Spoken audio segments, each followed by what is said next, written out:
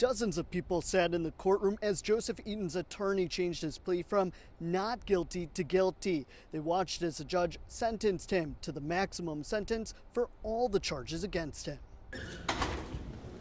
Family and friends of Cynthia and David Eaton and Patty and Bob Eager sobbed as the prosecution described in detail how they were killed by Joseph Eaton. Their bodies had been dragged over there, and they're laying side by side, and they too were covered in a blanket.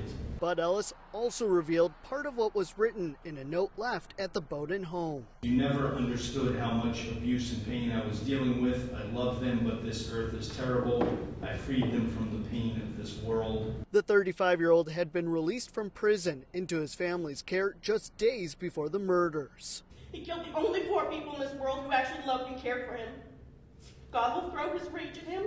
Eaton mostly looked straight ahead, sometimes glancing at those speaking about the people he took from them, and at times appearing to cry too. The hardest was telling my nephew his parents were murdered and convincing my mind that they didn't suffer.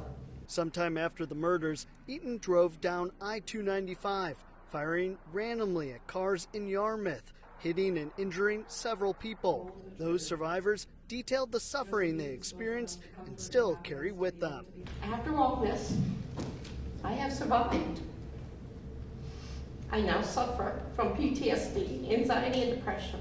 They called for him to be punished to the fullest extent of the law, which Eaton agreed with.